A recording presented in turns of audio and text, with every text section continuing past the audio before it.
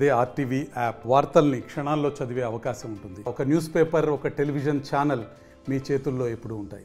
Badvel SC reserved assembly constituency నుంచి నేను Bharatiya Janata party, Janasena, TDP ఉమ్మడి అభ్యర్థిగా పోటీ చేయడానికి నేను ఆశిస్తూ ఉన్నాను.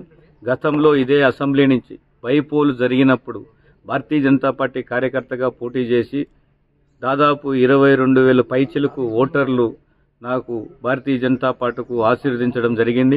ఏదైతే ఉమ్మడిగా భారతీయ జనతా పార్టీ పొత్తులో భాగంగా బద్వేలు కేటాయించిన దగ్గర నుంచి కూడా అక్కడ అన్ని పార్టీల వారు, ప్రజలు, అదేవిధంగా యువత నాకు ఫోన్ చేయడం, మీరు వస్తే బాగుంటుంది, ఇక్కడ డెవలప్మెంట్ జరుగుతుంది, మీరైతే పోరాటం చేయగలవారు, విద్యార్థి దశ నుంచి వచ్చారు అని చెప్పేటటువంటి అనేక విషయాలు నాకు మద్దతు తెలుపుతూ ఉన్నారు. ఇప్పటికైనా కూడా ఇక బద్వేలు నియోజకవర్గం అభ్యర్థిత్వాన్ని భారతీయ జనతా పార్టీ నుంచి ఉమ్మడి అభ్యర్థిగా నేను పురంధేశ్వరి గారికి విజ్ఞప్తి చెప్పుకుంటా ఉన్నాను. అదేవిధంగా నడ్డా గారికి, అమిత్ షా గారికి, మోడీ గారికి కూడా నేను విజ్ఞప్తి చేస్తూ ఉన్నాను. నాకు ఈ యొక్క పోటీ చేసేయడానికి అవకాశం ఇవ్వండి, ఒక దళిత యువకుడిగా అని చెప్పేసి నేను విజ్ఞప్తి చేస్తూ ఉన్నాను. జై శ్రీరామ్. బద్వేలు నియోజకవర్గ మాజీ ఎమ్మెల్యే అయినటువంటి జయరాము నేను 2014 నుండి 2019 వరకు ఈ నియోజకవర్గంలో అనేక సేవలు చేయడం జరిగింది.